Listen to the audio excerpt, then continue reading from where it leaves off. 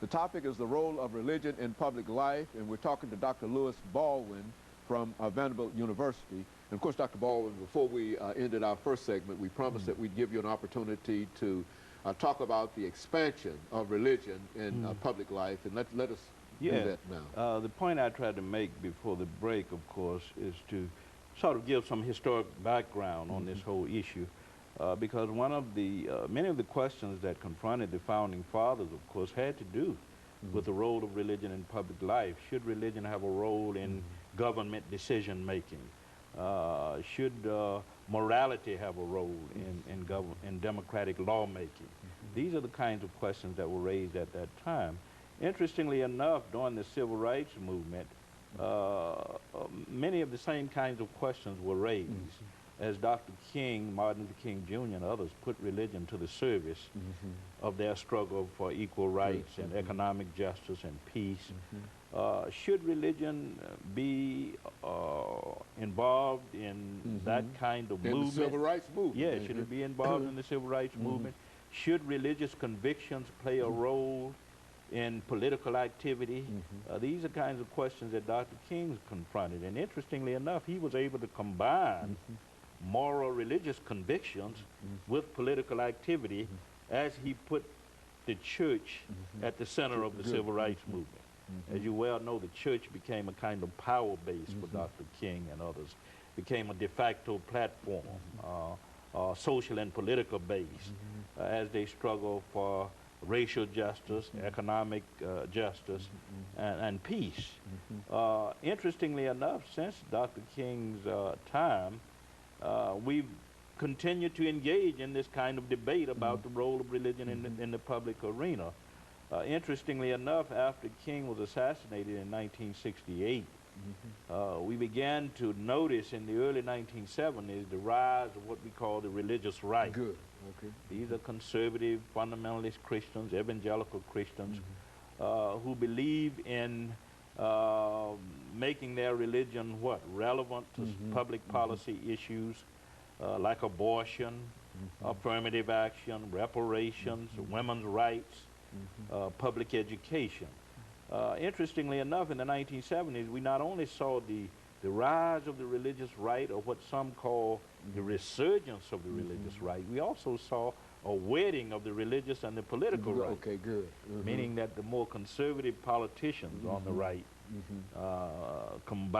merged with religious right people to pursue a kind of conservative agenda. And interestingly enough, Dr. King was looked upon as a kind of model by people like Jerry Falwell, who founded the Moral Majority in 1979, those Christian evangelicals who founded the Religious Roundtable in 1980, Pat Robertson, Jerry Falwell, James Robertson, all of those who were connected with what we call televangelism or the electronic church, began to pursue a different kind of agenda. They were not concerned so much with the issues of race and diversity and affirmative action. What they were concerned about was putting religion to the service of their movement against abortion, against gay marriage, against homosexuality, against women's rights. So I see a difference between what Dr. King was trying to do and what we see in more recent times with those who are part of the religious right. Dr. King used religion to empower people, to extend the rights of people, civil rights, basic constitutional rights, the right to vote, the right to hold public office. But what we've seen since Dr. King's death with the religious right, who also employ religion in their public debates and in their efforts and speak Dr. King's name. Yes, who use Dr. King as a model. In fact, Jerry Falwell has often said that we need to resort to the kind of tactics, civil disobedience tactics that Dr. King employed in order to make our point about abortion and pornography and affirmative action and women's rights and gay rights and those kinds of issues. But what I see, what I've seen since Dr. King's death, of course, is what I call the public perversion of religion. That is, religion is used to disempower people as opposed to empowering them, as Dr. King did. And by the word disempowering for me means, of course, that they are using religion to limit the rights of people, to challenge the civil liberties of people.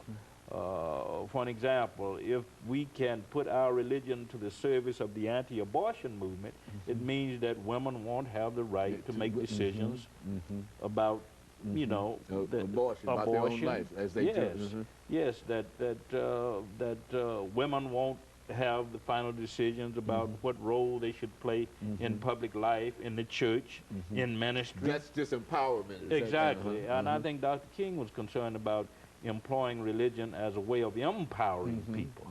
And what we see today, I think, on a large scale, is that religion is being used to disempower people.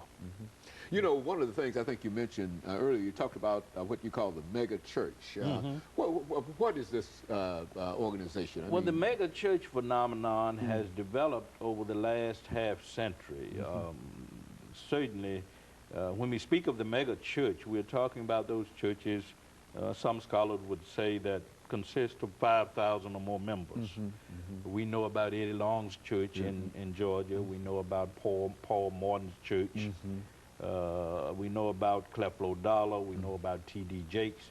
These are known as mega church pastors and also televangelists. These churches, interestingly enough, are a new and emerging phenomenon in black religious life. And they have not only the numbers, 10, 15, 20,000 members, they also have the personnel, they have the resources, they have the connections, and they are run pretty much like corporations that hew to a strict biblical line. And interestingly enough, the question being raised today by many of us who are church historians or theologians is, what role will the mega church phenomenon, what role will the mega churches play in addressing public policy matters and in public life generally? And one of the problems we find, of course, is that these churches, because they have taken on many of the trappings or the images of the corporation, are not prepared to do the kind of prophetic social witness that Dr. King got involved in.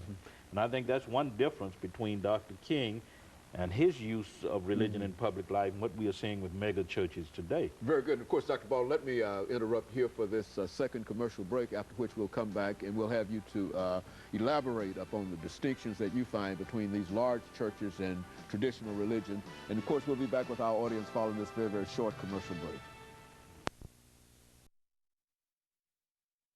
The topic is the role